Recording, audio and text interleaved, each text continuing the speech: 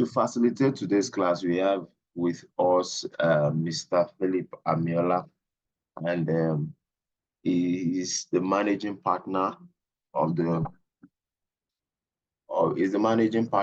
Plenipotent Company Limited, which is a group of companies. I've known Mr. Philip for a while. I can call him my mentor and my boss. He's also an alumni of ESO 30. In fact, he's the valedictorian of the very first set. He's a thorough professional with many years of experience. And I'm bold to say, and I'm proud to say that I know his company is one that is a future-focused and innovative company, because I used to work there. So I know the company has these ideas that are usually ahead of its time. So today we're taking us on the basic digital and remote work skills. So join me to welcome him. I'll hand over the class to him now. Good morning, sir. You're welcome. Good morning, Williams. Good morning, everyone. And thank you for having me. Can everyone hear me? Yes, sir, we can hear you. Yes, sir. Okay, thank you. Okay, so it's such a pleasure to be with you all. We're going to get started right away. Like William said, I am a yes to 30 member myself, or let's say past member. Okay, and it was a fantastic experience. I was part of the first set. So I want to encourage you to make the most of the opportunity that you have, because it's going to totally transform your career, open up doors that you probably didn't even know existed. Okay, so we'll go right into today's session. Let me share my screen, then we move on. Just give me a few seconds. Okay, before we get started, how many of you are presently working remotely? Like currently you work remotely, or you have worked remotely at some point in time, either fully remote or hybrid? Just type in the chat. Okay, if you work remotely full-time, you can type, okay, fully remote. If it's hybrid, you can type hybrid in the chat. And if you've never worked remotely, also type that. Okay, I can see hybrid, Mojisola and Bogo. Mojisola and, okay, Bogwade, Zeno. Okay, Nancy, Demilade, okay, thank you. Hybrid, fully remote, hybrid. Okay, most people are hybrid. Okay, then we have someone that is fully remote. Oh, great. Now, so every one of us at some point in time, the way the world is progressing now, at some point in time, you have to work remotely, even if you are not doing so now. Either you work fully remotely, or you work in an hybrid work environment where sometimes you go to work physically and sometimes you work from home or from other locations. That's on one hand. Then on the other hand, you yourselves also, some of you are going to start organizations, you are going to start businesses, some of you are going to lead organizations and lead departments, and will introduce these innovations. Now, innovation sounds like a big word, but the truth is innovation is just something new. It doesn't have to be new to the world, but if it is new in your organization, then it is an innovation. And interestingly, I was surprised when Williams used that word, because just yesterday, I was speaking with someone who was asking, okay, what exactly do we do at the Plenipotent Company? You know, and he was mentioning some of the things that he knows we do. Then I told him that in summary, what we actually do is innovation execution. We execute innovation. Now, innovation execution is not innovation, and it is not execution. It's a different thing entirely. But then it's making innovation happen, about making innovation happen, which is what he said when he talked about the fact that we're always ahead of our times. Now, when we started the Plenipotent Company in 2017, we started working remotely from day one. Most people started working remotely in 2020 when COVID came. Okay, so that was when most people started, but we had started working remotely since 2017, conducting interviews remotely, team members working from different locations. I said that to say that apart from learning how to do this for yourselves, maybe as a team member in an organization, you may also be in a position to start an organization or lead a department and understand the things that you need to put in place so that your team members will be able to work remotely. And this gives you a lot of advantages in many ways. For example, you can tap talent from anywhere in the world. If people are traveling, this jackpot syndrome that is happening now, everybody, traveling and all of that, it will not necessarily affect you. Rather, it will be an advantage because you can get people to work with you from anywhere in the world. Then on your own part, if you are looking for job opportunities or you are looking to work somewhere, then you can also work with companies, anywhere in the world and, anywhere in the country. So now that we've got that out of the way, let's go into the rest of the session. So we're going to have a general introduction. What exactly is remote work? I'm sure all of us are familiar with it, but what has your experience been with remote work?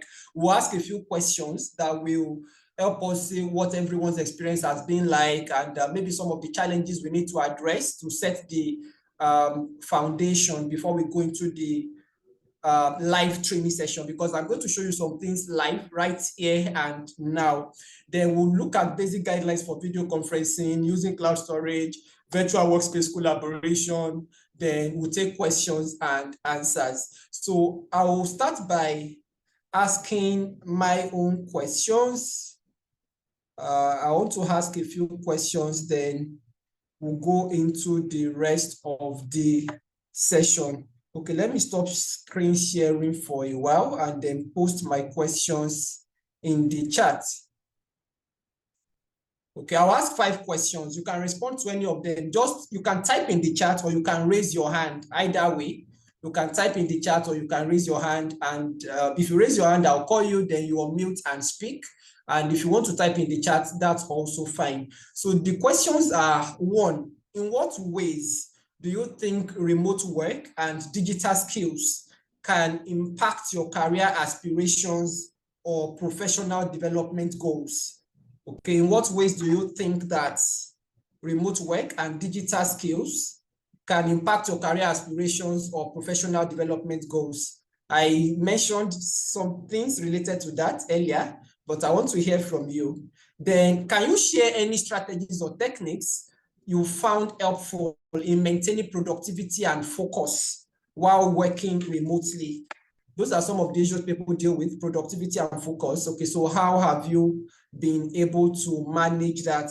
Then the third question: how do you currently manage communication and collaboration with your colleagues or team members in a remote setting? So for those of you that say you work fully remote or hybrid, so how do you handle this? We want to hear from you. Then the fourth question: what digital tools or platforms do you rely on the most for your work tasks? And what features do you find most valuable in those tools? Then I'll ask the last question and now pause for you to respond. What challenges have you faced when transitioning to remote work or incorporating digital tools into your life? So I'm typing all the questions in the chat so you can follow in the chat. So does anybody want to respond to any of these questions? Just raise your hand and I'll call you, or you can type in the chat. Anyone?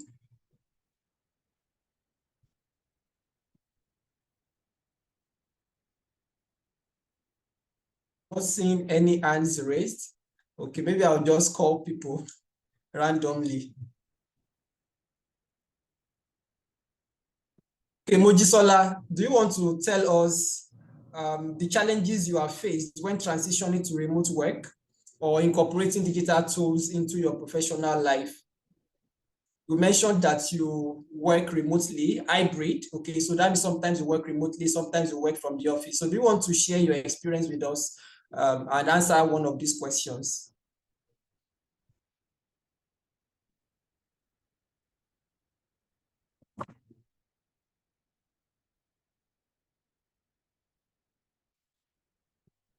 Is Mojisola there?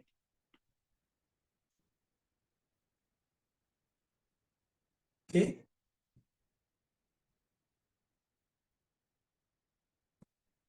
Okay, I can see. Oh, okay. Mojisola says she's on the road. Demilade, are you able to speak? because you work fully remotely, you work remotely full time. So do you want to share your experience with us? So okay. Is there a specific question I'm to address? No, you Or can just answer any of the questions. Answer any of the 5 questions. And if you like, you can answer as many of them as you want to. okay. How what's it called? Working remotely has affected growth, career, and my personal aspirations. I think so.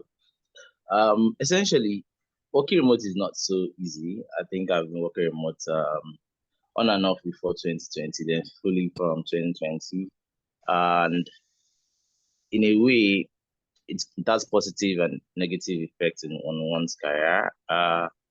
Sometimes, depending on the nature of the job you're doing. For myself, I work on the business side of things, and I when it comes to some part of what you do where you require to collaborate with people, it can be often challenging, and the energy to sometimes get to doing the lot just because you're not necessarily in the same space with other people, and you don't actually do more physical interactions. However, some of this can actually be mitigated, and just to be aware first, and that's actually some part of that I've been doing, and actually try to put in place some things to build personal relationships outside of let's say work, for instance, because again I figured it's good thing is that my job, this current one I'm actually working, it didn't start fully remote. It would have been more difficult if you had started fully remote, which is when you join a team, you've not necessarily really, you've not really been incorporated into the team. I just joined, and it's take extra bit of work for you to you fully integrate and you know grow in that kind of environment. So I think it was good that I was able to work for a while. Then it was not even, there was no remote there was remote option, but it was optional. You could take it and you could not take it, and I'm glad I did not take it then. And I was actually going to the office basically almost every day then, and that actually did help me work with people well. And also I would say in a way, when joining a team also, there are like demands and goals for you. Because I remember it was difficult then to, but once they realize that okay, this person they understand you, and you get to like this person is reliable, you can get this done, you can and all those things like that. I think every other bits after that comes very easy, which is like, oh, growth wise. And but when it comes to your personal aspirations, I feel like if you're not working in an environment and you're not a self-starter, it's very difficult. I can't say I'm not a self-starter. When it comes to certain things, I am, but I think I take some things for granted. So in some cases, I'm paying for that personally. Like say, for instance, I've been postponing an exam, right? That would actually, I would, advance my career and like for over a year now. And that's because it's me. But it was supposed to be some work-related stuff that I'm to do at the office. Because actually, what's it called, it's dependent on some other persons. I'll get to, do it on time, or try to like, no matter what, make sure. But when it comes to my own personal things, because again, I just have that, I don't know. That I say like it's positive, both positive and negative. It just takes a bit more extra, yeah. And again, it's also chopped into your personal life also. So maybe that's a bit of my experience. I don't want to take more time. Oh, great. Okay, thank you for sharing that with us. You covered some of the challenges as you spoke. And I'll start with the last one where you talked about the fact that you've been postponing an exam you're supposed to do. Okay, and that's one of the reasons I'm going to tell you to be a good steward of your time and energy when you are working remotely. Okay, we're going to address some of the issues you raised. Okay, as we proceed in the session. Then I see that we also have some comments in the chat. Nancy says that the digital tools or platforms that she relies on are Google Workspace, Quillbot, ChatGPT, Slack, and WhatsApp. Okay, interestingly, I use all of these too and more. Then she says that most valuable tools are the Google Workspace tools, because Google Workspace has a bundle of tools that give room for collaboration. So she says, I don't need to carry out the old-fashioned Microsoft suite way when I could just use the cloud. But interestingly, I hope you know that Microsoft also has the cloud options now. You can also use Microsoft Office Suite online. Okay, you don't necessarily have to use the the old-fashioned one, but Google is easier for most people anyway. So I get that. Okay, thank you for sharing that with us. Then let me read some of the other comments and then we proceed. Okay, Peter says a public health specialist. Okay, I'm a public health specialist. Digital skills can impact my professional development or aspirations by enabling me to leverage technology for various aspects of my work. For instance, digital skills allow specialists to analyze large data sets more efficiently, track and monitor disease outbreaks in real time using digital surveillance tools, communicate health information to the public through social media and digital platforms, and collaborate with colleagues remotely. Moreover, digital skills empower public health specialists to innovate and adapt to rapidly evolving healthcare landscapes, ultimately improving their ability to address public health challenges effectively. This is comprehensive. So it was answering question 1 on how digital skills and remote work skills can impact your career trajectory and professional development. And this applies to everyone. It's just that you have to now customize it, okay, to your field. Okay, the basic principles that he mentioned here apply to everyone. Thank you for that, Peter. Then, okay, Mojisola also has responded in chat. Okay, she's responding to question 3. How do you currently manage communication and collaboration with your colleagues or team members in a remote setting? She says, I do this through various applications that help manage these, like Google Workspace tools and Slack. Okay, thank you all. So that shows you at least have some bits of experience with remote work, and you are familiar with some of the tools. So I will be sharing with you some ways to use these tools that you probably might not have checked out before, and also some general guidelines that will help you when working remotely. So if you have any questions at any point, feel free to type in the chat. Okay, I'll see the questions and then we'll take them during the questions and answers period. Okay, does that work for everyone, or would you prefer to have us answer questions on the go?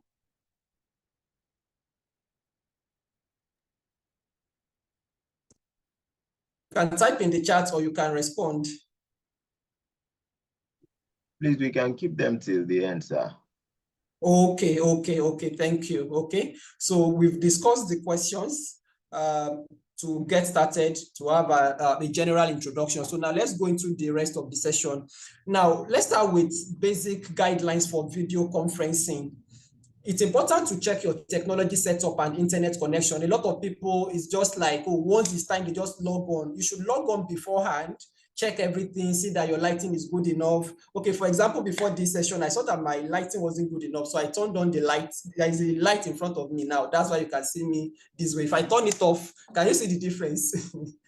Can you see the difference? Okay, so I turned it on so that, okay, you have a better experience. And then you yourself who are in the meeting, you also want to project yourself appropriately, because like they say, you don't have a second chance to make a first impression, and first impressions really do matter. And also, sometimes perception shapes reality. The way people perceive you shapes the way they feel about you, shapes the conclusions they make about you. So if you're attending an interview, for example, or even a meeting with a client or any kind of virtual session, and then everything is just dark like this, you don't know how, they would perceive you, or maybe you are not dressed appropriately, and all of that. So it's very important to take care of all of those details. Don't do online what you wouldn't do offline. There are people that, okay, because it's an online meeting, some of you right now, if you are guilty, quote and unquote, and you don't mind owning up, you can type in the chat. Some of you are in your underwears, right? Okay, people attend meetings like this, you just put on underwear, just put on something. You might not even be on video, but who knows? Something might happen. You might mistakenly turn on your video, and all of that. So it's better to just conduct yourself and comport yourself the same way you would do if you were in a physical session. Okay, so don't do online what you wouldn't do offline. If you wouldn't speak to someone anyhow, offline, don't speak anyhow when you are online. Okay, let me see what's in the chat. Okay, someone is laughing. Okay, Williams is laughing in the chat because he knows that people actually do that. Okay, now, so that's it. I talked about using optimal lighting already, then keeping your environment free from distractions. Now, these two, there are ways to work around this. Okay, I'm actually in transit right now. I'm not in my home. I'm in a guest house, so I don't want you to see the mattress and everything. I'm in a so now what I did was to blur my background. Now this is a practical session. That's why I'm showing you all of this. Now, if I remove the blurred background, now can you see the drapes? Okay, can you see the room? Now, but if you have seen this, you might be distracted. Okay, so I just blur my background. Some people may want to use a virtual background. Now, is this making sense to you? Are you seeing the difference? So let me blur the background again. Now, which of them do you think is better? Which of them gives you a better experience? The blurred background or when you see everything around? You can type in the chat or you can just unmute and speak out. You don't need to wait for me to call. You can unmute and speak or you can type in the chat. Okay, Peter says blood.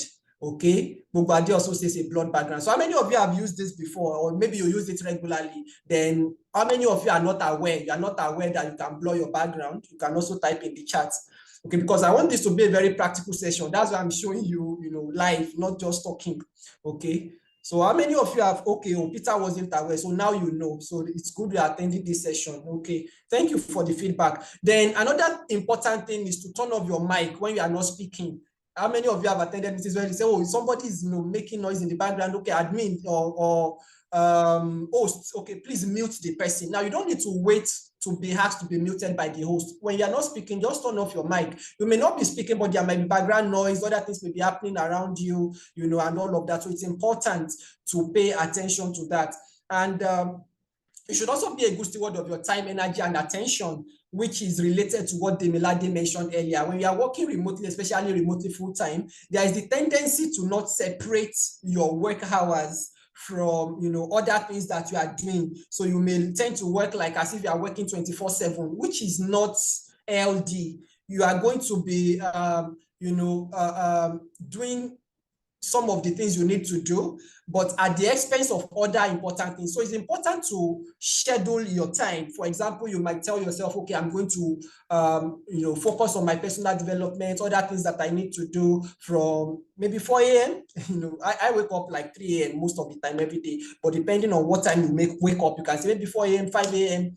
to 7 a.m., for example. Okay, I'm going to focus on my personal development and other matters. Then from 8 a.m. to 5 p.m., I do work-related stuff. I put my phone on Do Not Disturb and I focus on the assignments I have for the day. Okay, then, from 5 p.m., I spend time with family and all of that. I relax. So you need to be deliberate about it, because if you are not, work is going to creep into life. Fine, work and life should actually be an integral whole. I don't believe in the popular concept of work-life balance. I believe that your work and your life should be an integral whole, but you should manage that integration in such a way that it is truly integrated. It's not that one part is competing with the other part. Does that make sense to anyone? Or do you have any questions?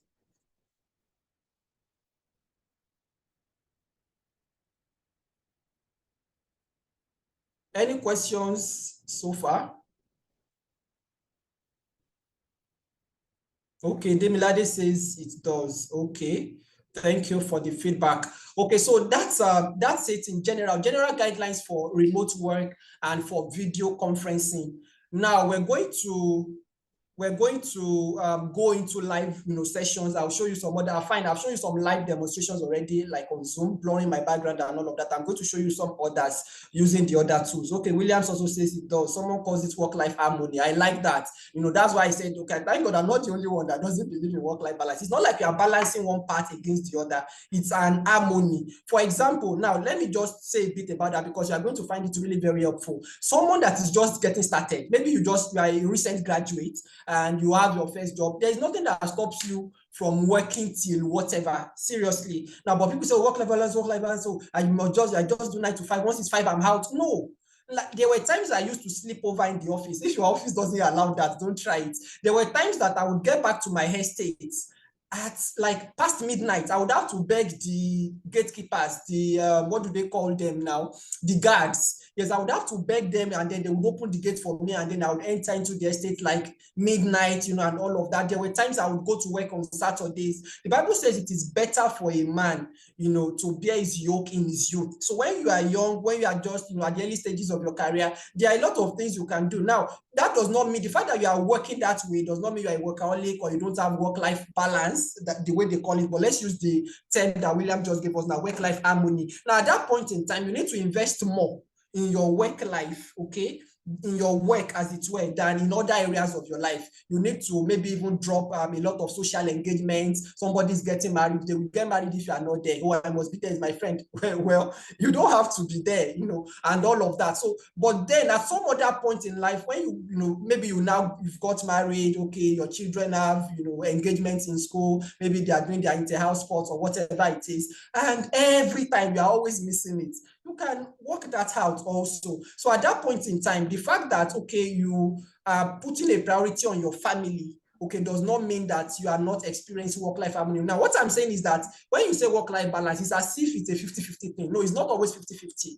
Okay, sometimes some aspects of your life will take more priority than other aspects. Okay, someone that maybe was bereaved, for example. Now, if someone is bereaved, you want that person to spend time with their family, to receive the comfort that they need and all of that. So it's important to keep that in mind, okay, even as we work remotely. Okay, so now let's demonstrate some of the other important details, and we'll go into the rest of the session. Now, a number of us have talked about cloud storage. Okay, so, and there are various kinds of cloud storage. There are various options that you can use. Give me a minute. Let me share a new screen. Okay, there are various options, but a very popular one is Google Workspace. Google Workspace. And Google Workspace, you have to subscribe, and all of that. But you can start for free by simply using Google Drive and all of the tools that come with Google Drive. Okay, so if you go to drive.google.com, you will be able to access Google Drive. You just sign into your Google account.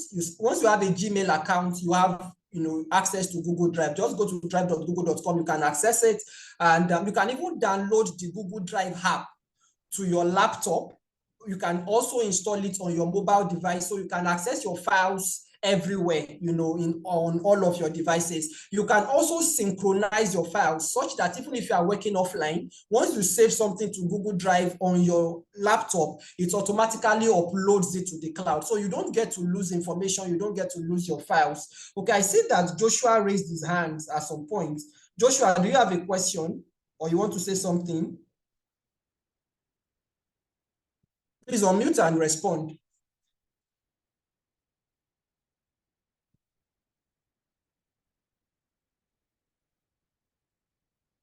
You have something to say, feel free to unmute and respond. Okay, maybe that was a mistake. Okay. Okay, if you have anything to say at any point in time, feel free to raise your hand. I'll call you, then you can respond. But we'll take questions, like we had said at the beginning, we'll take questions at the end. But if you have maybe a contribution, feel free to mention it. So this is what, this is my own, Google Drive, for example. Okay, this is not actually my own, this is the company's Google Drive. Now you can see the slides, for this presentation, you can see it here, you can see, my notes, you can see a number of other things. Now, it's very important to keep materials organized. So if I go here now, my drive, can you see a lot of, you see organized in folders. So when you are looking for something, you know what to look for. You're not just putting everything in your drive anyhow. Okay, you will have it organized. You have all of the materials organized into folders and files. Now, for us at the Plenipotent Company, for example, what we have done to make it easy, and this is another thing that will really help you, using link shorteners. using link shorteners will really help you. I believe you're already familiar with some of the link shorteners like bit.ly, rebrand.ly. There are lots of them, but at the Penipotent company, we have our own in-house link shortener, which is linkapp.click. So now if you go to linkapp.click, I want to show you some things now. And all of these things are like you need these are basic remote work skills. Now, if you go to linkapp.click/deliverables, it will take you to our deliverables folder. So everything that every team member is working on, you will find it in this folder. Now you see 2022 deliverables, 2023 deliverables, 2024 deliverables. Can you see my screen? I want to be sure you are seeing my screen so that I'll know you are all following. Just type in the chat. Oh, Joshua says he can't hear the speaker. Joshua, someone should please type in the chat and tell him to maybe, disconnect and reconnect. Okay, thank you for the feedback. I can see that, okay, you can see my screen. Thank you, Peter, Williams, and Zeno. Someone should please help Joshua. He says he can't hear me, so something may be wrong with his device. Okay, someone may want to type in the chat to please help him out. So you see how everything is organized into folders, so you know what you are looking for. And in fact, there are some roles that you are going to have where they will test some of these skills. For example, when we recruit members for our apprenticeship program, this is one of the things we test, because we give them a lot of things to do and we say that, okay, upload it to a Google Drive folder. Now, some people just upload anything anyhow. Some people will create folders, book review, learning journal, they create separate folders and they organize it. Once you see that, you know that, oh, this person knows, what they are doing. This person, has, this person is organized, you understand? So that's why, as you learn these things, put them to work, because at the end of the day, a lot of people put a lot of beautiful things on their CVs, but at the end of the day, it's not about what you have on your CV. It's not about what you say you can do.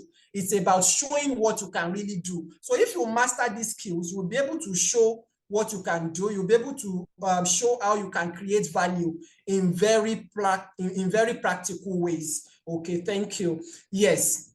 So that's an example. Now, so you see how we have everything in folders. Now, when you open each folder, you are going to find subfolders. It depends on what you are doing. If you are leading a department, for example, or you are leading a project, you can create a folder for that department. You can create a folder for that project. Then everything that is relevant, you will upload those things into those folders. So for us, we found it convenient for us to organize based on dates. So this is for January 2024. This is for February. So when is March, we create a folder for March also. So if maybe 2 years from now, for example, there was a project we worked on in January 2023 or something, and we just go to that folder and we search for it. That's another advantage. You can easily search, okay, and find what you are looking for. So it makes a lot of things easier for you.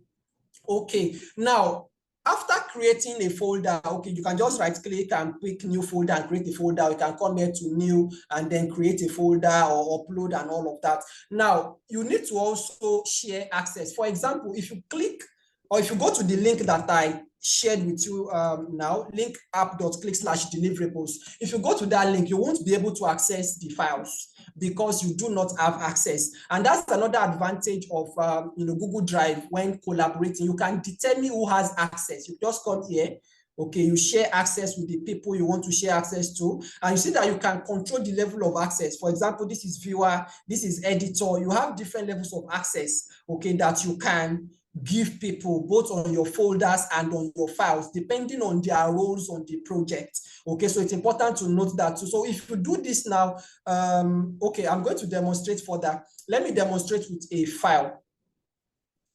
If you want to collaborate live with me now on just to show these things, because you may already be familiar with some of these things, but not everyone knows. So if you want to collaborate with me on this, you can just type your Gmail address in the chat. You can type your, this is not a public chat, so it's safe to type your Gmail. You all are in yes to 30. Okay, it's safe to type your email address in the chat if you want to. So you can type your email address in the chat. I'll pick like maybe 2 or 3 people, and then we can demonstrate some things together. Now, this is,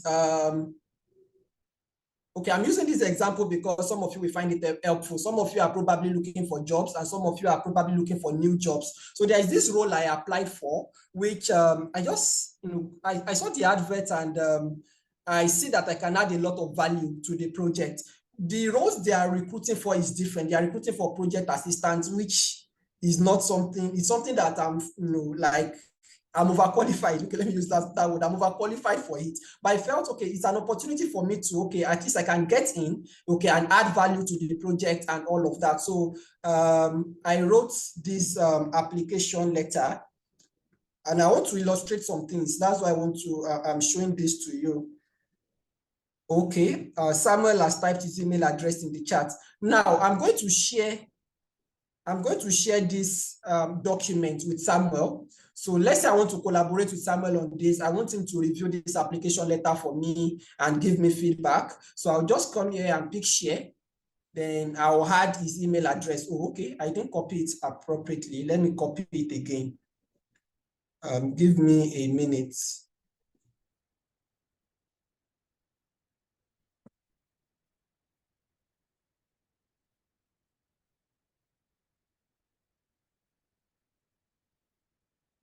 What's happening to my Zoom app?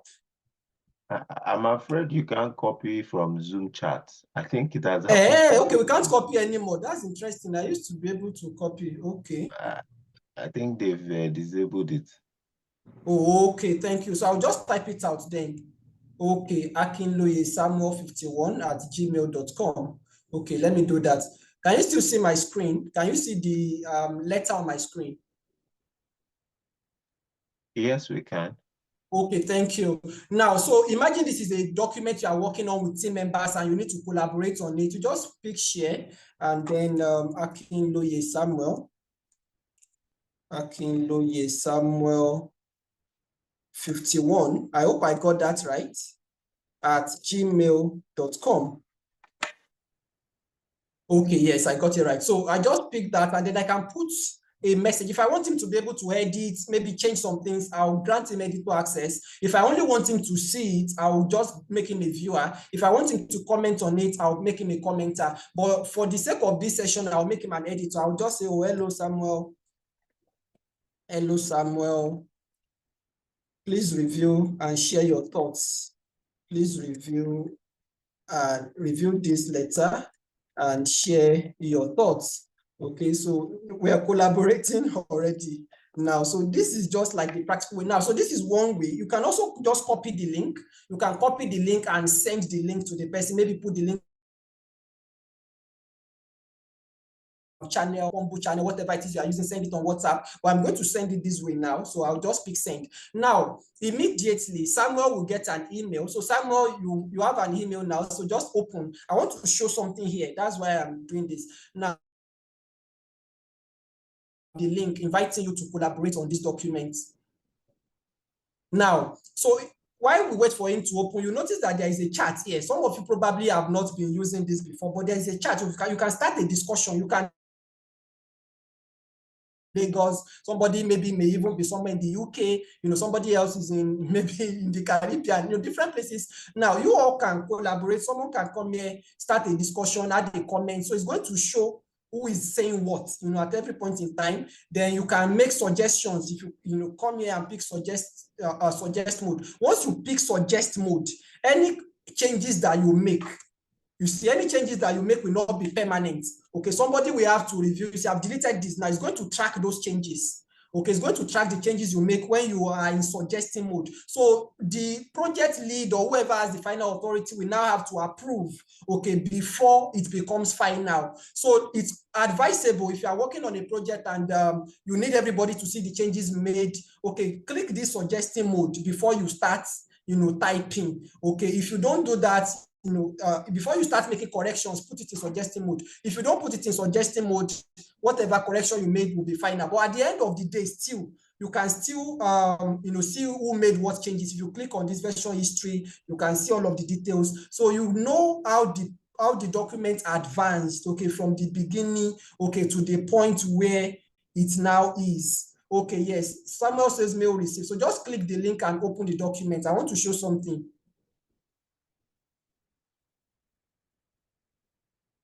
You can name each version if you like.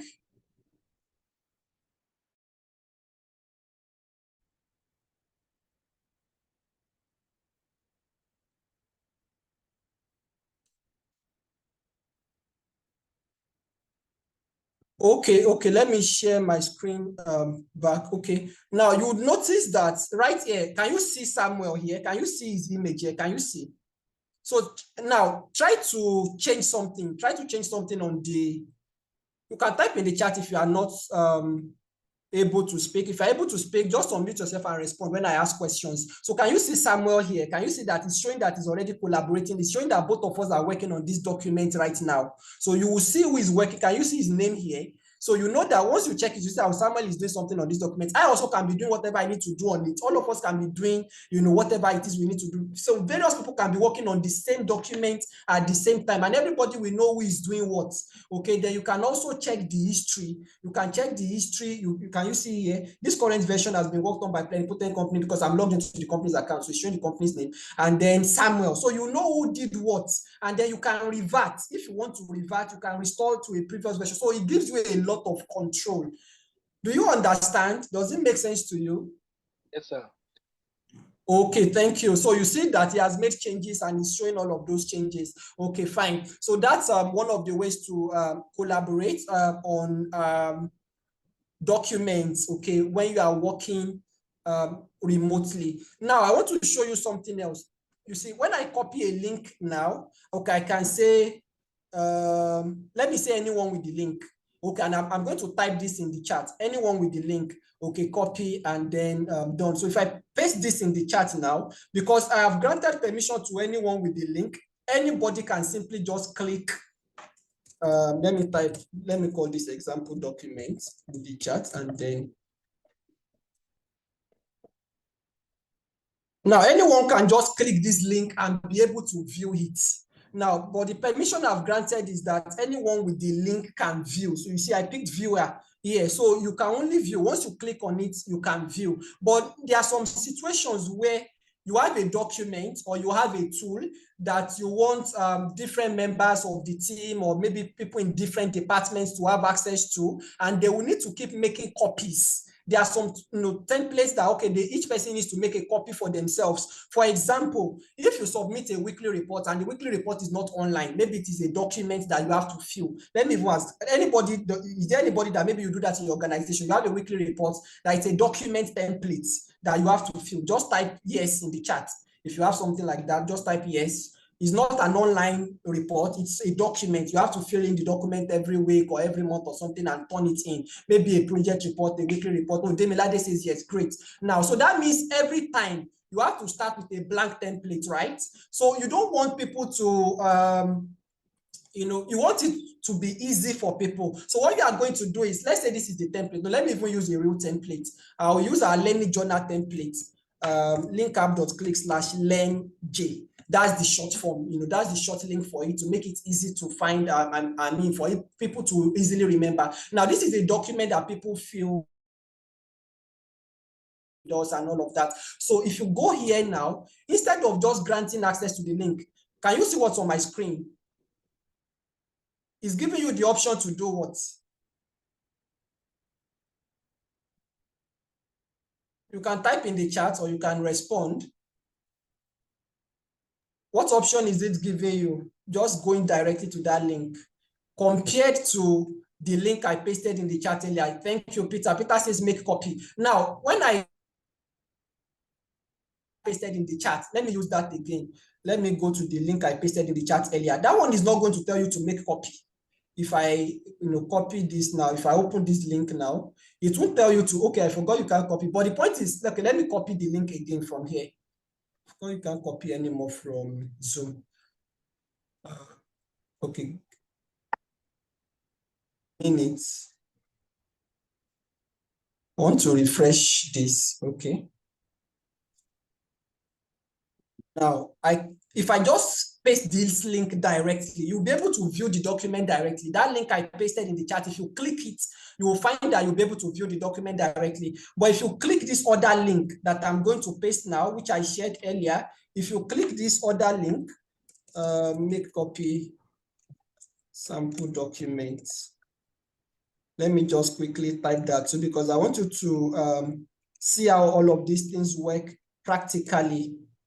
Okay.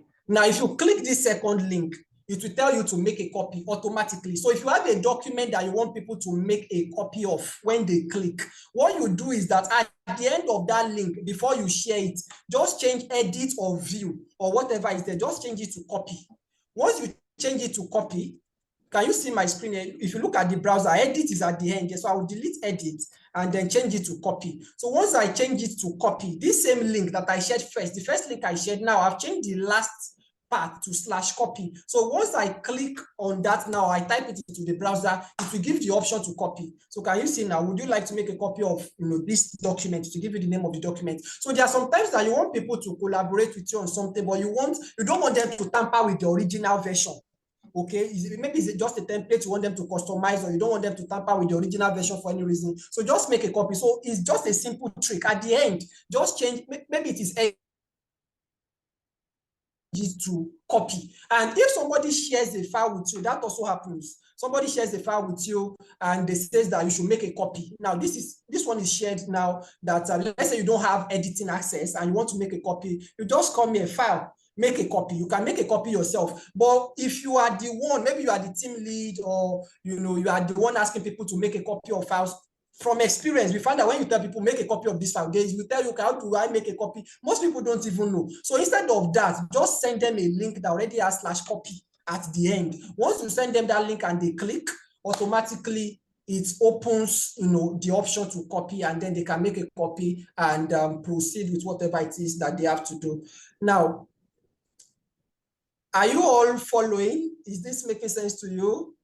Okay, if this is new to you, type new to me in the chat. If you've been doing it before, you can type, I've been doing it. Okay, whichever, just let me know. I just want to have a feel. If you've been doing this before, you can type, I've been doing it. Okay, I can see new. Okay, so these little details, those are the things that make you, a thorough professional. Okay, I've been doing it. Okay, so there are those that have been doing it. There are those that it is new to them. Fine. Now, I want to show you, okay, it's also new to Grace. Okay, it's new to many people. Now, so this simple detail. So you just work in a certain way. People see that your work is different. They see you are efficient. They cannot place a finger on it, but it's because you have brought a lot of things together, a lot of skills, simple skills together, and then it just makes a tremendous amount of difference. Now, let me give you another example. Okay, so that you know that it's not just documents. You can share different kinds of files, different kinds of materials, spreadsheets, and all. So if you go to linkapp.click/WS temp. Now that is our worksheet template. Now this now make a copy, gives you the option to make a copy. Let me make a copy actually so that you see how it works. This is that people put whatever it is they are working on. You can use a lot of tools for this, a lot of project management tools, but this spreadsheet is just, it makes things easy and anybody can easily use it. So everybody puts the project they are working on, they put it here. So once anybody goes, we have the actual one. This is a template or a sample. So I'm not going to open the actual one because I don't want you to see some of the projects we're working on. Some of them are confidential. Okay. Now, but the point is you have the list of projects here under deliverables, then the delivery date for each one. Everybody can just click. Once you click, it will give you the option to pick a date. You can just pick the date. You don't need to type the date. It will give you the option. You pick the date, the delivery date, of the project and all of that. Then your name, okay, then the email address. So everybody can just come on this sheet. That's one of the things.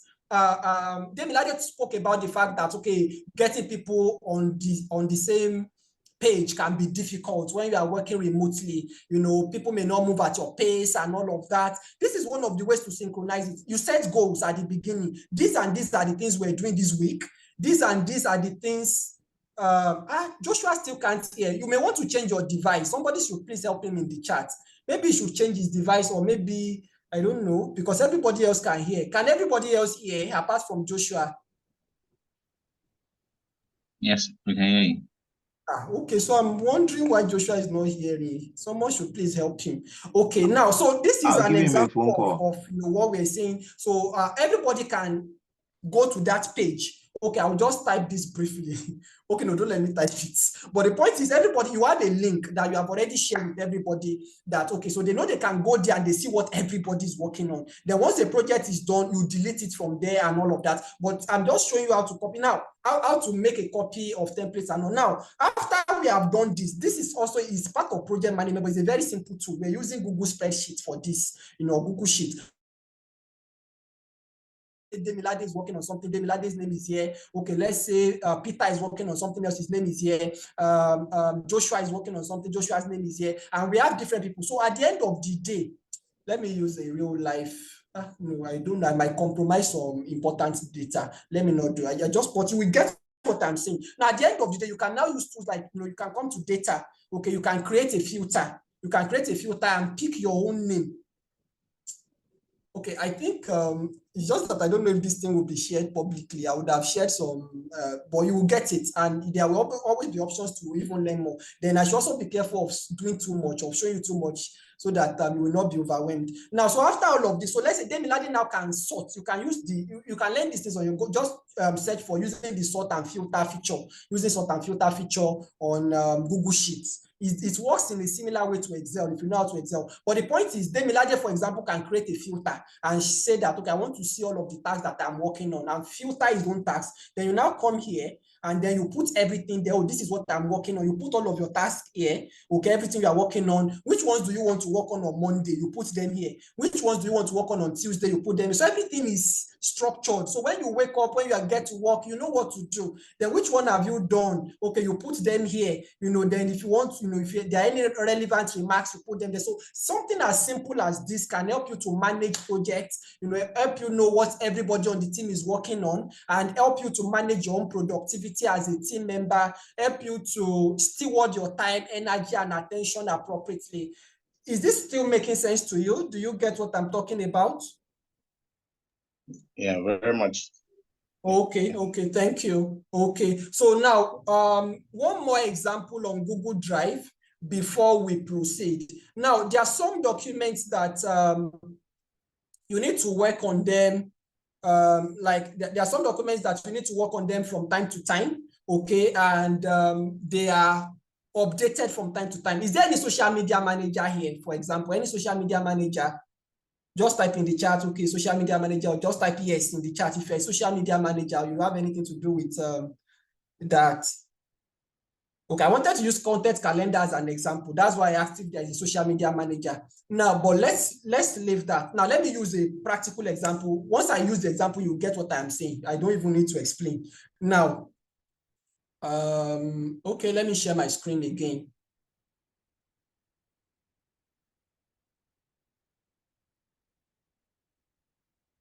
I'm going to type a link in the chat.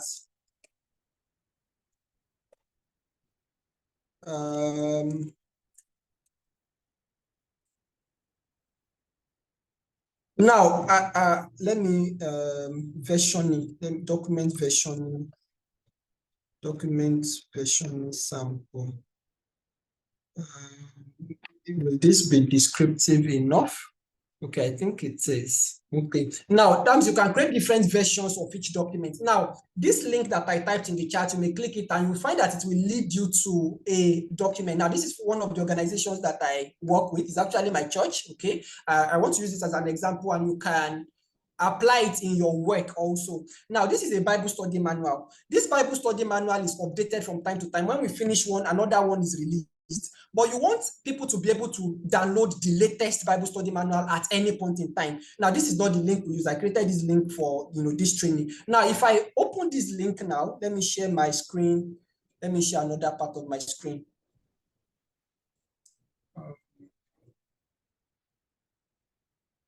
Okay, now if I open this link, I type this link in the chat. Okay, no, let me type the customized link because that's easier to remember.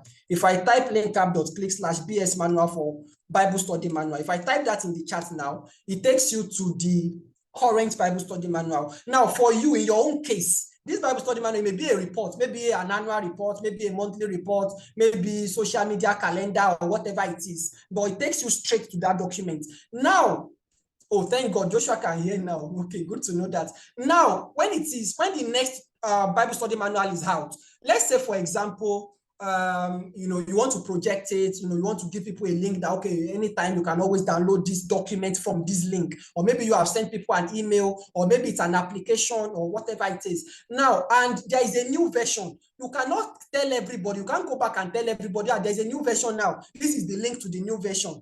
Are you getting me? So instead of doing that, what you are going to do is this. Now go to where this document is saved. Let me go to details. This is where it is saved. So it is saved in a folder in Google Drive. Now, this is the current version. Watch what I'm doing. Now, this is the current version. Now, let us say that a new version is now out.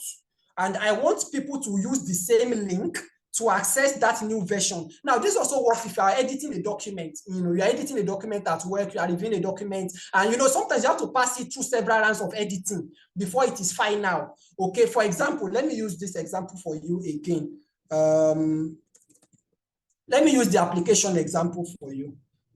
Now, I showed you the application letter at first, which Demilade worked on and modified. This is what it looks like.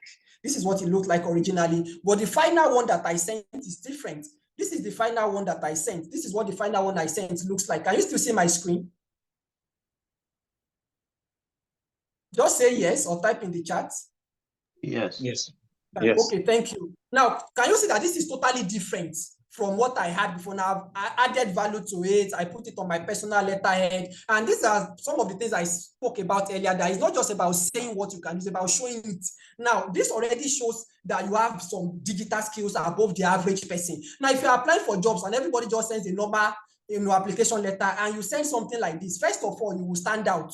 And it is important to stand out. See, we do recruitment. Sometimes you want to recruit for one role. I can show you, it's just that we don't have all of the time. I can show you a list of applications, and then also for privacy reasons, I will show you. But there was a time we wanted to recruit just 2 people, and over 1,000 people applied. Over 1,000 people. So now you want to at least let them you want to even gain the attention of the recruiter first, okay, before they even now see, okay, are you qualified and all of that. So this is one of the ways. Now, you see then, okay, my CV also, you can just click this link and you'll be able to access my CV. Okay, you can check a lot of other things on my website. So anybody that reads this knows that this person, okay, at least they want to speak with you first. Okay, then during the interview, you can now, it depends on how you now handle the interview. Now, but the point I want to make is this. If I come here now, to this file and I come to, okay, let me go back to the folder.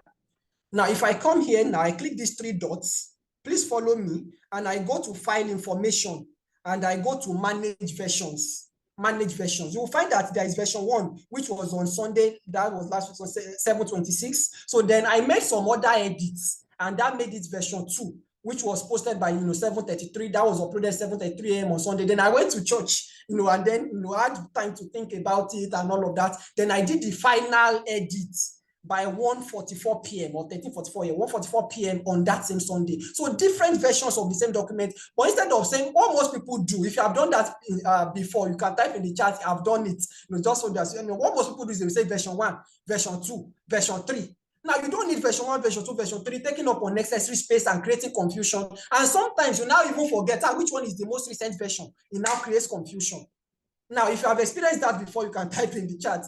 Now, so that is why versioning is important. Document versioning. Oh, Williams, great. Williams says he has done it before. Now, so when you have document versioning, the same link we always take you to the most recent document. Now, this is the Bible study manual. I gave you the link that leads to this, and this is what we have. This is actually the current manual. But let us say there is now a new manual. Let's assume there is a new manual. Now, I'll just come here, pick these 3 dots here, then go to file information. Go to file information, manage versions. Then I will upload new version. Upload new version. Let us say this is the new version. Now, see what this one looks like. We'll see what the current one looks like. So let us say this is the new version, and then I upload the new version. I upload the new version. Okay, I wait for it to finish uploading. Once it has finished uploading, I close. Now, if I go to that same link, the link is still in the chat. You can type it or you can click on it, linkup.click/BS manual. If I go to that same link, you will see that the document there would have changed. Now, it's still showing this because it has not refreshed. It automatically refreshed itself. You see, it's now a new document. This is the new document that is now showing. Do you see what I'm saying? Without changing the link. So that same link is permanent. The link is permanent. All you just do is you just come to your drive and you upload a new version. So in this case, I'm going to delete this. So I'll just come to versions again. I'll go to versions again, and then I'll delete this one. Okay, so that once I delete it now, look at what it looks like before I delete, so that you understand it. Look at what it looks like. This is what it looks like. Okay, once I delete now, you'll find that what was there before will be replaced. So that's this simple, skill, it can save you a lot of stress and make things easier for you in many ways. Document version, creating different versions of the same document. So this one, I'll just come here and delete. You can download all of the past versions if you want to keep them for any reason, but in this case, I'll just delete. So once you click that link now, or once you go there, okay, I've deleted it, okay, and close. So once you go there now, it will automatically, again, once I refresh this now, you'll find that the old document is there. So if you click that link again, this is what you'll find. So that's a very practical way to manage versions, okay, of different documents, okay? Oh, fine, okay, even Williams didn't know this also. So that's why you will learn a lot, like little things, and we all learn every day. Okay, so that's it. So this will really help in many ways. Okay, so any questions so far? Questions, comments? I will leave 1 minute for that. Okay, then I'll proceed with other things. I'll just pause. Okay, I'm still waiting. If you have questions, you can unmute yourself and speak, or you can type in the chat, whichever one is more convenient for you.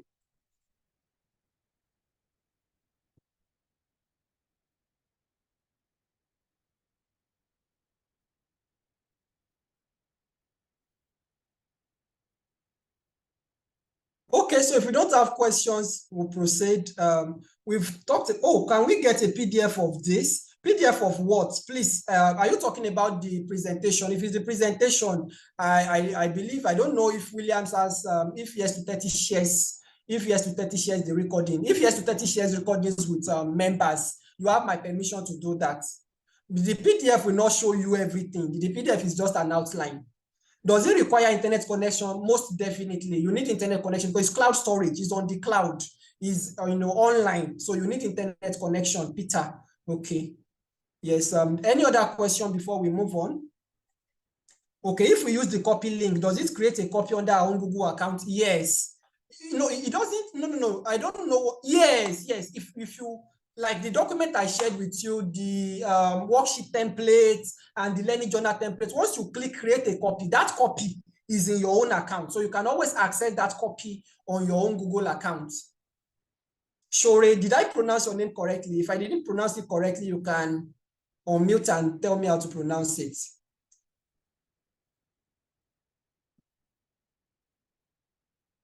And remember how to create the copy link. If you are sharing a file that you want people to copy, just remove view at the end. Okay, thank you for your response, Shuri. I can see it in the chat. Just remove view at the end. At the end of every document you are sharing on Google Drive, it will be either /view or /edit by default. /view or /edit in most cases by default. So if you want people to be able to copy it without making changes to the original document, just replace view or edit with copy. Once they use that link, automatically it creates a copy on their own Google, Google Drive or whatever it is, Google Workspace, depending on how you are using it. Okay, so the next tool we're going to talk about now is virtual workspace. Virtual workspace. Please give me a minute to plug in my laptop. It's on, it's running down. The battery is running down, and I don't want a situation where power will now go off when the battery is on 5% and we now start explaining. So please just give me a minute to plug in my laptop and then continue.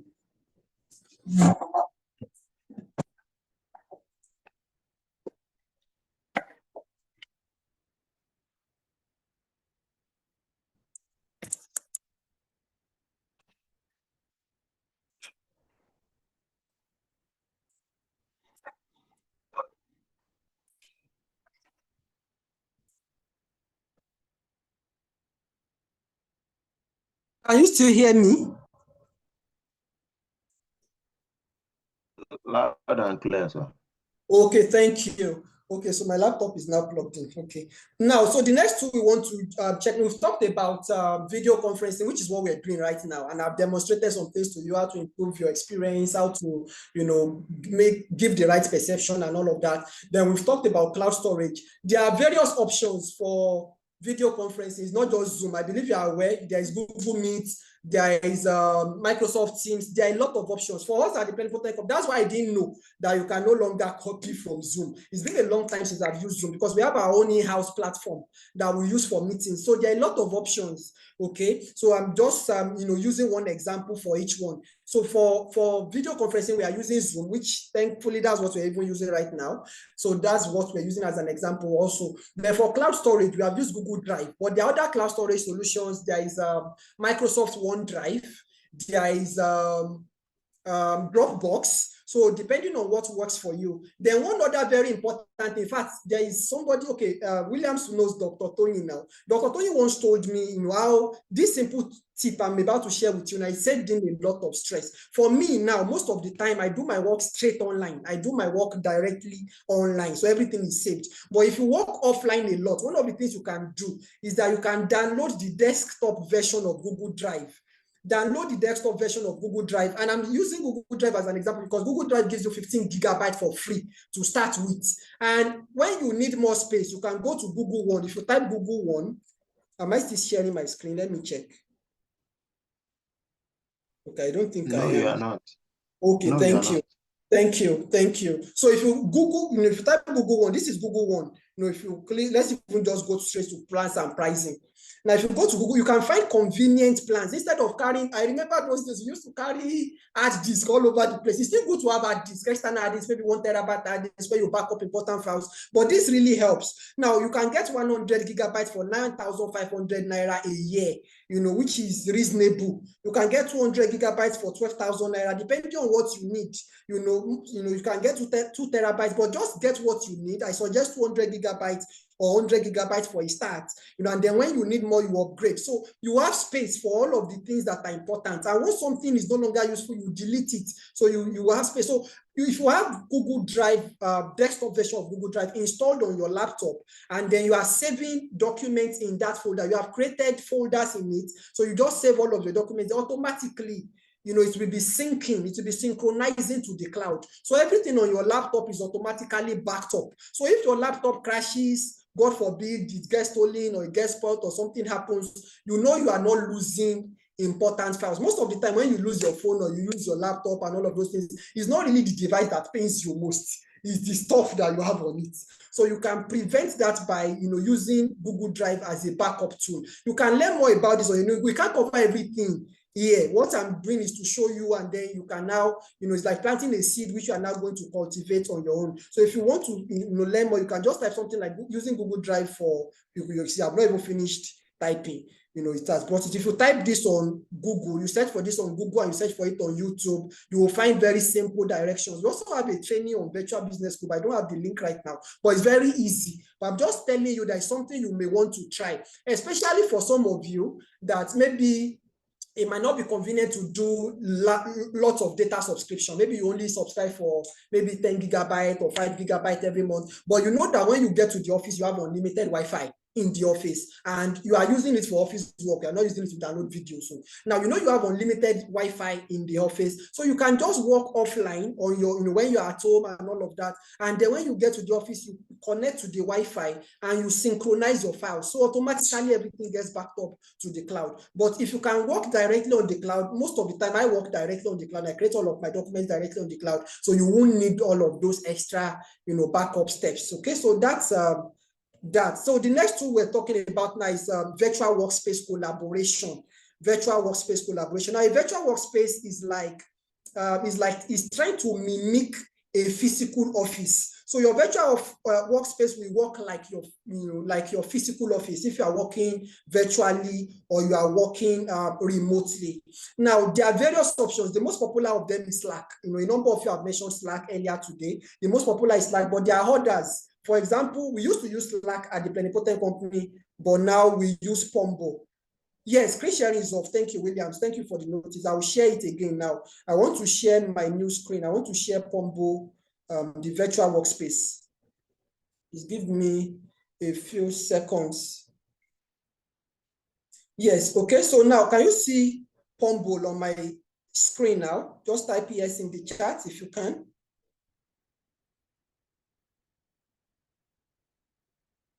Okay, thank you for the feedback. I can see your response in the chat. So this is a virtual workspace. So everything that we do in the company, the way you report to the office in the morning, or you report to the office every day, this is our own office now. This is our virtual office. And you need to understand that this is a project we're working on, a recruitment project, for example. Okay, the people that were going to design the graphics have designed it, they posted it. Okay, then the next steps you see now, when you click on this now, you find okay, all of the conversations related to this project. You see, you find all of the conversations related to the application link. Okay, somebody needed to send the email campaign. The person shared the link, okay, for other team members to review feedback and all of that. So it keeps things organized. So now when you look at this, you find that there are different channels for different purposes. Right now, I'm in the projects channel, which is where we post all of the projects that people need to work on. For example, I posted this, I think that was yesterday. Yes, yesterday. I posted this yesterday, and then, okay, I mentioned the person who is already now that needs to work on it. So you can mention team members, you just put at, just like you see here, you mention, you put their name, and they know that you are talking to them, and then they will receive a notification. So it helps to keep things organized. So I'll just cover a few important details in this regard, and if you have any questions, you let me know. So the first thing I would point out is that you see that conversations are organized in channels. So you create different channels for different purposes. If, for example, you are a departmental lead, you lead a department in your workplace, and you have different projects, and you want to create a workspace, a virtual workspace for your department, not even for the company, for your department, you can have different channels for each project. Okay, but now this is for the entire company. So we have different channels for different kinds of things. We have channel for meetings. So if you go here, you will see the links to whatever meeting we have, and all of that. You see the recordings will also be posted there, and all of that. We have, channel for resources. We have channel for different kinds of things. So you organize the entire workspace into channels. Then you can mention people. You see here, for example, okay, I mentioned 3 team members here. So because I wanted to draw their attention to this particular stuff. So this, once you just have a general understanding of how this works, it will make more sense to you, okay, when you start using it yourself. So, but there are just some important things I want to point out. Now, everybody is familiar with WhatsApp now. Everybody uses WhatsApp, right? Just type in the chat. If you don't use WhatsApp, say no. So if you don't use WhatsApp, type no. You use WhatsApp, type yes.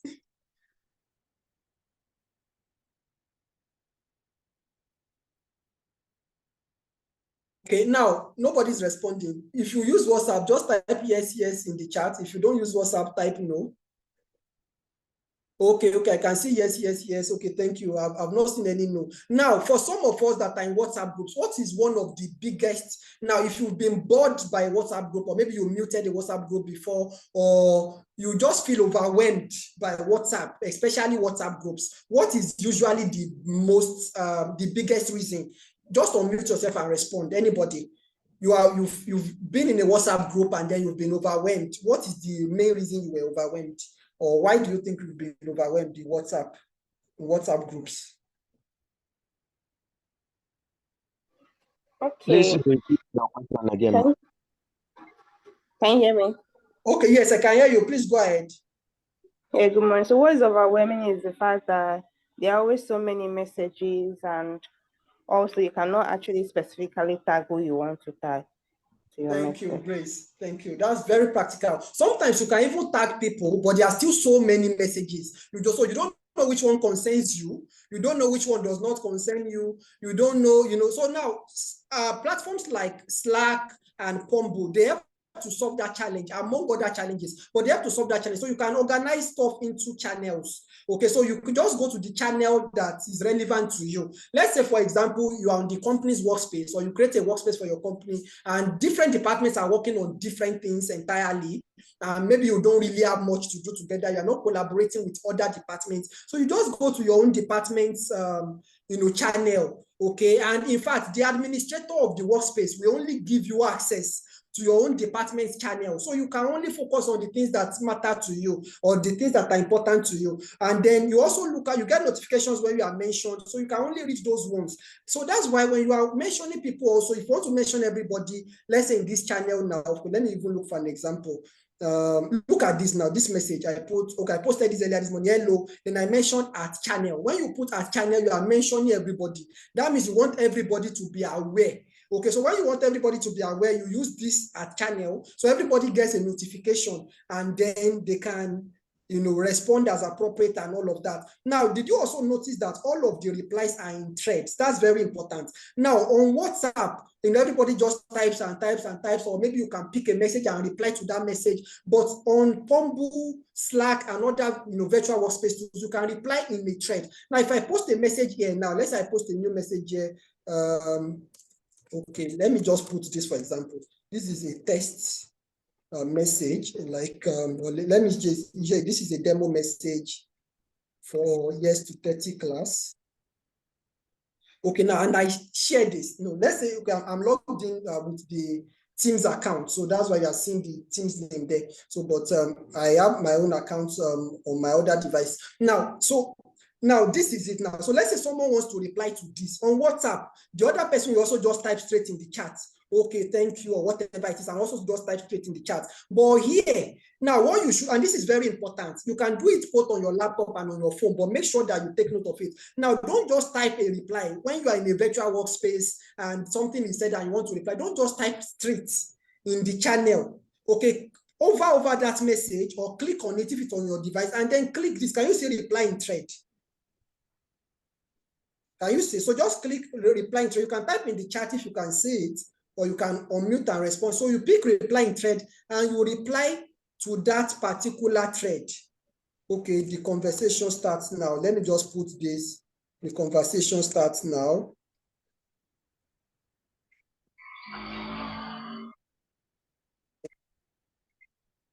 So this is how to reply in a thread. Okay, so let me just do that. Now, so if I do this now, maybe I have additional information to add. Even I'm the one that posted it and I have additional information to add, I can do this. If it is somebody else that is replying, the person can also do this. Now, can you see that now under this message, you now have one reply.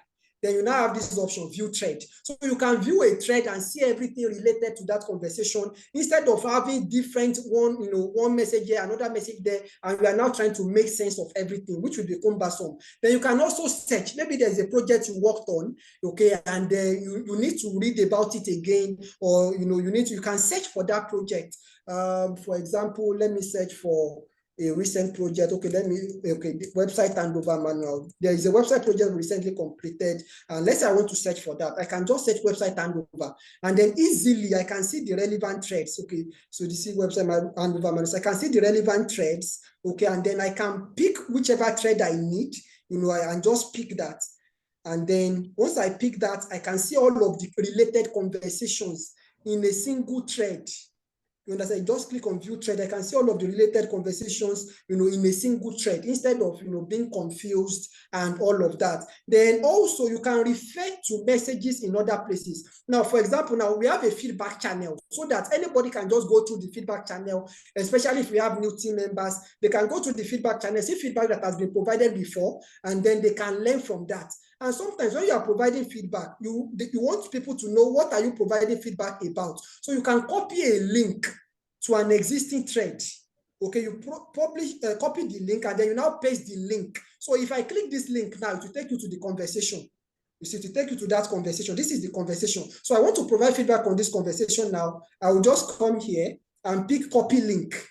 Then I go to wherever I want to provide the feedback. I can now type feedback on whatever. Then I can paste the link, okay, or maybe, yes, I can just paste the link. It's easier that way, and anybody can click that link and know that, okay, this is what I am talking about. Now, all of these things it becomes easier. You understand it very well when you practice, when you use it. The idea of this session is just to show you, what is possible, and familiarize you with all of these things. Then subsequently, as you start to use them yourself, then you can make a lot of difference. Now, if you don't use these tools in your organization, introduce it.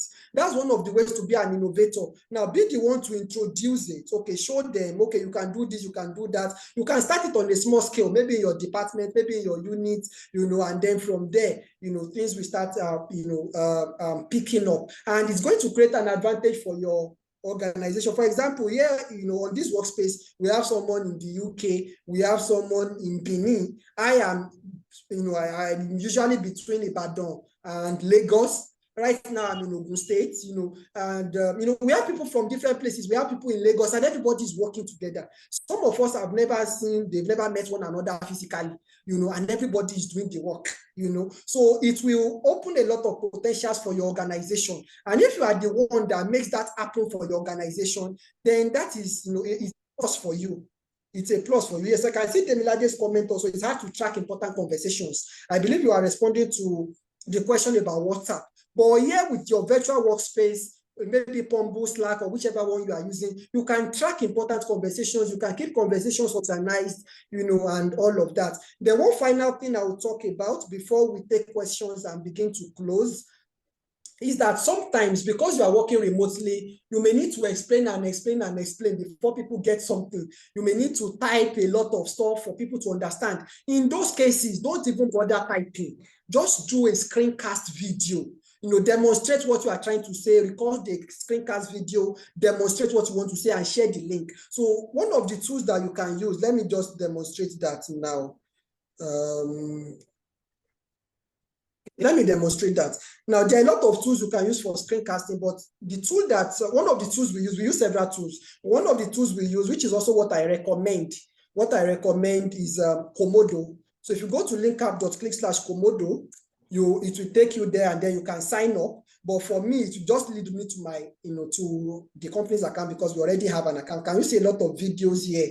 Now, and this platform even has the option of you can customize it, for yourself. For example, if you go to digitalvineyard.uk, if you go here now, it will lead you to the same thing. So this is a platform for one of the platforms to use for screencast videos. So you can also use that link that I shared earlier, linkup.click/Komodo. You will find it in the resources also, and then you can use it to create screencast videos. There are a lot of options. There is Loom. You can also start with Loom. There are lots of them and it also has the, it's going to transcribe for you automatically. So there are a lot of, so if I just pick record now, I can show my screen, oh, this is what I want you to do. I can point to this, click on that, and explain, and just send maybe a 2-minute or 3-minute video to the person. Immediately I finish recording, to generate a link. I just send the link to the person, maybe on Pumble, by email, by WhatsApp, whichever one that you are using in your organization. And then the person can understand what you are trying to say, instead of trying to explain, in typing. So there are times that you type, and there are times when, typing is not sufficient. Like they say that a picture is worth 1,000 words.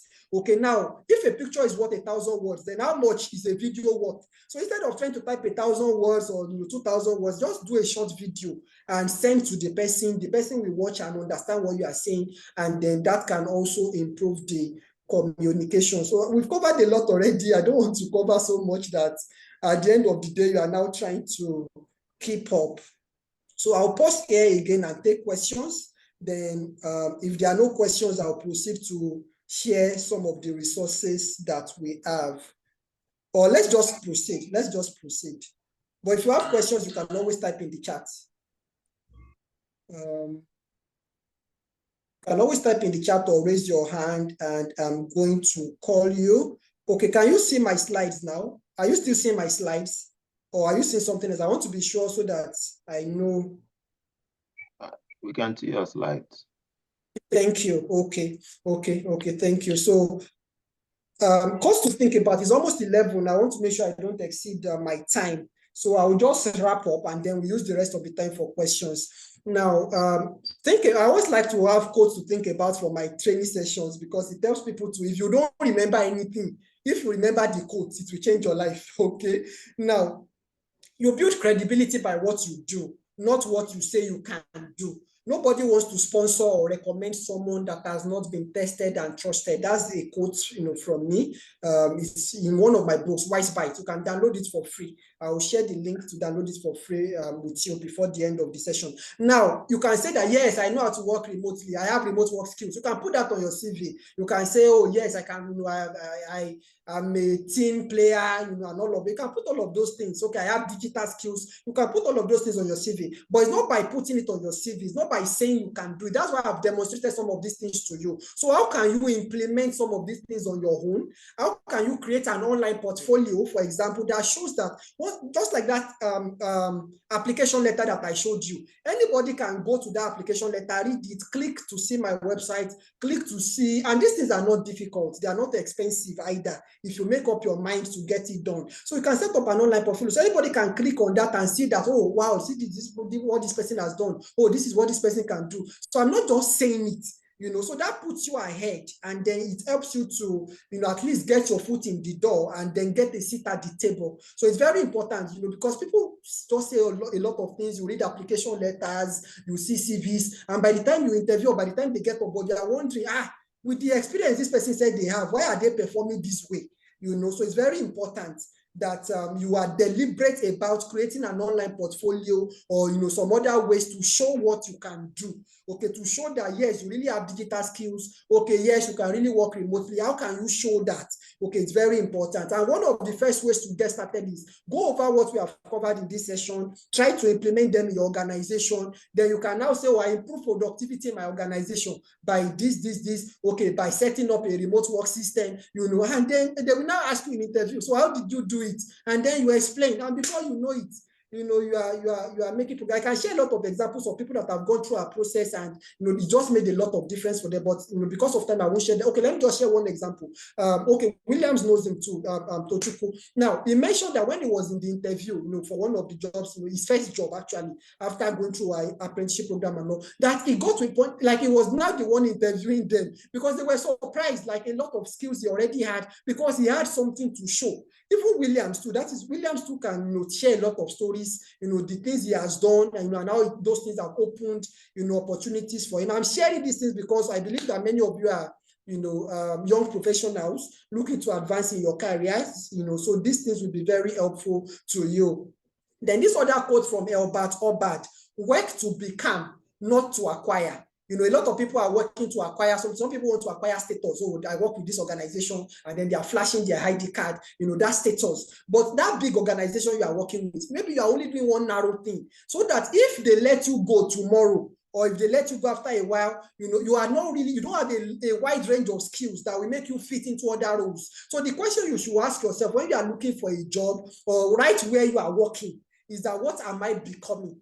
Okay, so you should work to become, not just to acquire. You're not just trying to acquire status. You're not just trying to acquire money. You're not just trying to acquire, anything. Who are you becoming? And that will also, guide how you bring yourself to work. There are people that also know, I cannot kill myself. Oh, this is not my job description. This is not my job responsibility. All of those kind of things will not help you to become the best version of yourself. So you should work with that mindset that you are working to become, okay, not to acquire. It will change a lot of things for you.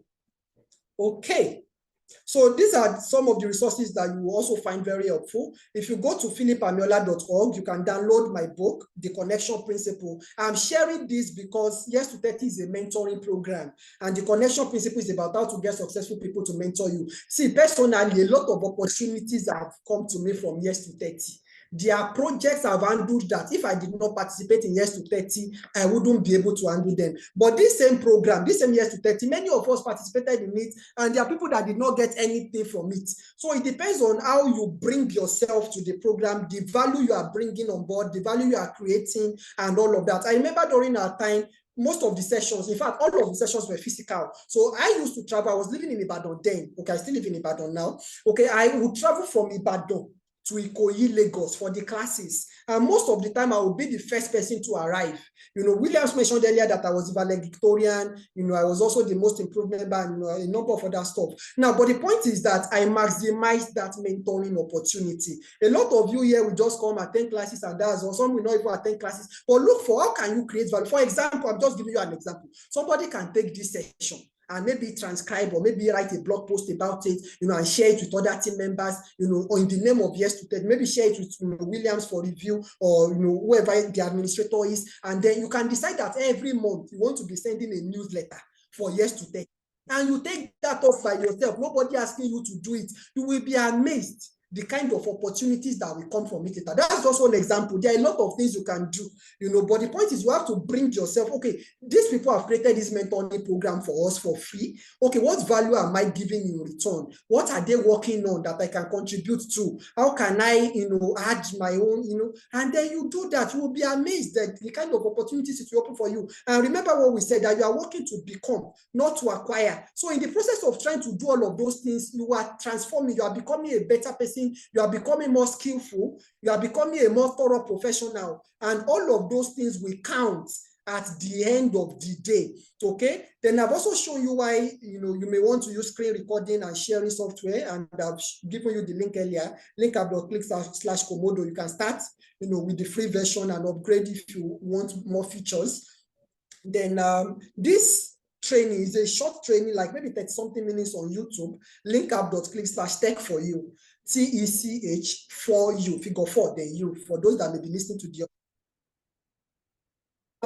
if you watch this video, you will find a lot of tools, technology tools, applications that will make your life and work easier. Okay, like I said, we can't cover everything here, but you know, we can't even cover everything. But once you have the foundation, you can now build on that foundation. So if you go to this link, you find a YouTube video where you know, see 20 applications that, you know, you can use to make technology work for you. And for those of you that are entrepreneurs or you are looking to become an entrepreneur, there is this book, The Digipreneur's Companion. You can go to linkup.click/digipreneur. It will help you to acquire a lot of digital skills and also build business. Okay, build a real profitable business with those skills. Now, for those of you on this session, if you don't have the money to buy the book, use the coupon code I'm going to type in the chat.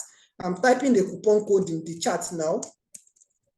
Okay, so just use that coupon code and you are going to be able to buy the book for free. Okay, use the coupon code at checkout, so it will reduce the price to 0, so you can buy it for free. But if you have money to pay, because all of this is important to pay for value, you know, when you can afford it. So if you have money to pay for it. But if you don't have money, you know, it's not convenient for you, feel free to use the coupon code. I've typed the coupon code in the chat.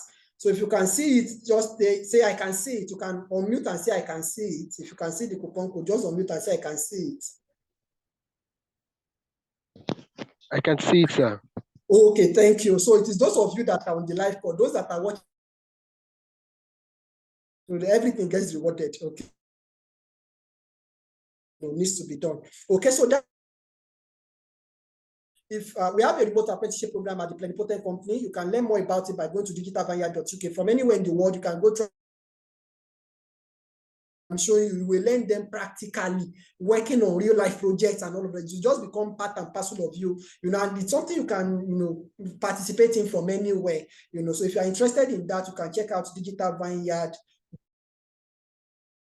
Okay, so those are the resources I'll be sharing for now. Now let's go to questions. I can see Nancy's question in the chat, so we're going to start with that.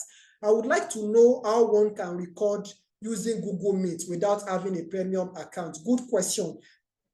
The answer is that all of these platforms, you know, it costs a lot of money to actually maintain this. So the fact that they even do a lot for free, they allow us to, you know, get a lot for free is quite generous of them already. So what they do is that they restrict some features, that you can only use those features when you have a premium account. So with Google Meet, you cannot record if you don't have a premium account. There is another option. Let me quickly show you. There is another way around it, which is, I talked about Google One earlier. There is a, let me look for, there is a plan in Google One that allows you to record your meetings. Let me look for Google One again. Okay, let's just search that. Let's search for it. Okay, I know there is a plan on Google One that allows you to record. If I look at this, for example, let's see the more options. Now, I think even this premium, yes. Now look at Google Workspace premium features. So when you subscribe to this, for example, now that's the other way. The first way is you have to use the premium version of Google Meet. But if not, if you are using, because some of you may have this already, or maybe your organization may have it, and you don't know that you have this benefit. If you have this premium version of this premium plan of Google One for storage, it also comes with Google Workspace premium features. So when you click on Google Workspace premium features, can you see some of the premium features? Enhanced video calls on Meet. You can enjoy longer group video calls, call recording, and noise cancellation, which is one of the things you're asking for. You're asking for call recording. So if you don't want to subscribe to Google Meet, the premium version, you can subscribe to this. And another thing is, see, even me, I do a lot of work online, like a lot of work. And I told you that we work remotely for the most part. In fact, entirely, we work remotely as a company. So with all of the things we're doing, and for like more than 2 years now, we have not used up 200 gigabytes of space.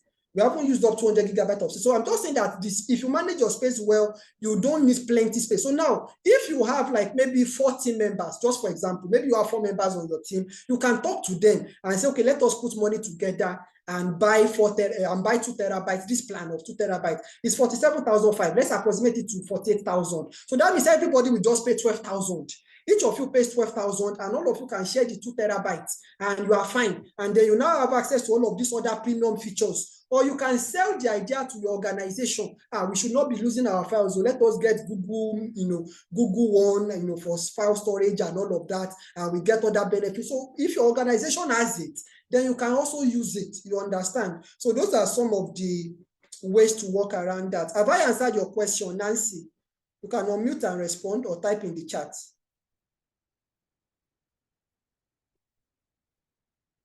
See, did I answer your question, or do you need further clarification? Are you still here with us?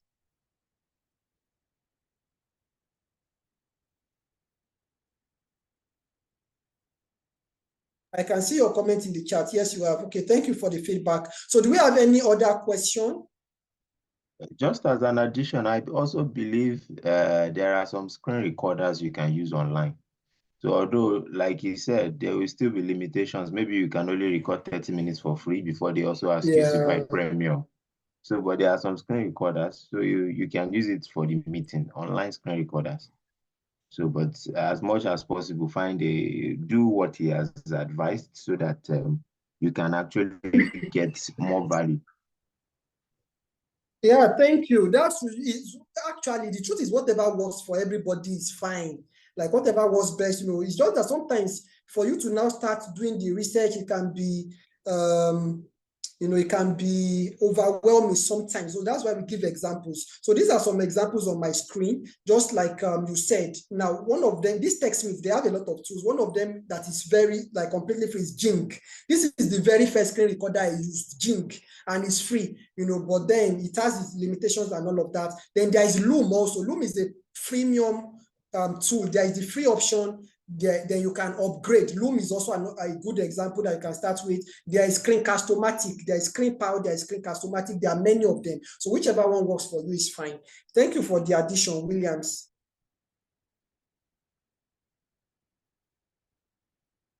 Any other question? Question, comment, contribution?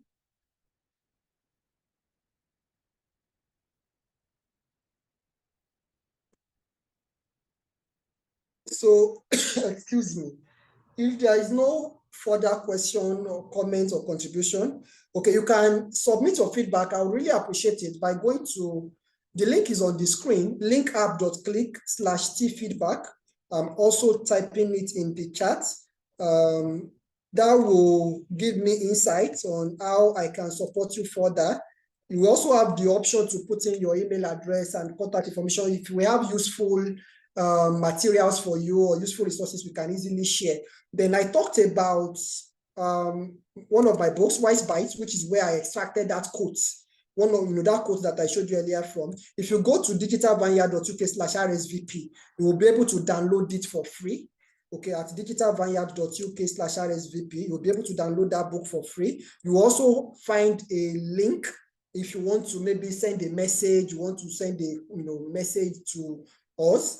There's a link to the Plenipotent Conference contact form there. And every message sent through that contact form, I also receive it. The relevant team members receive, I also receive it. So if you want to send me a message, you can use that link and you will be able to get in touch. Okay, so I think with that, we have come to the end of this session. Thank you very much once again. Thank you very much, Tasa, for your time. We really appreciate it.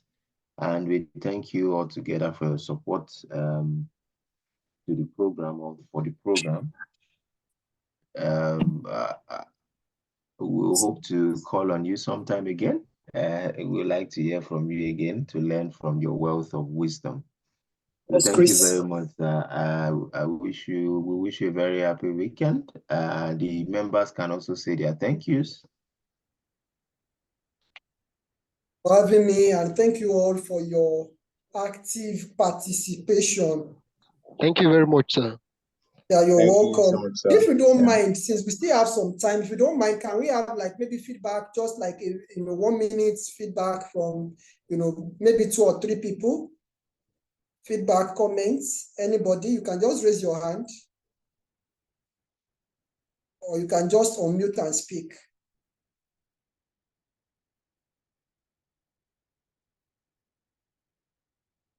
Okay, nobody wants to speak. People prefer to type. Okay, no worries. Thank you very much. Bye for now and have a restful weekend. Thank you again, Williams, and thank you, everyone. Thank you, sir. I can see your comment. It was indeed impactful, not 1 minute wasted. Okay, I'm happy to know that. Okay, Joshua says, thanks so much for your time, sir. You'll be better teacher. Okay, thank you. Okay, I actually enjoy teaching. I enjoy teaching. Thank you. Yeah, so have a great day. Bye. So I believe I can exit the meeting now, right, Williams? Yes, sir. You can exit now. Okay, Thank you, sir. Please, I would appreciate the recording too when you have it ready. All right. Bye, I'll everyone. All right.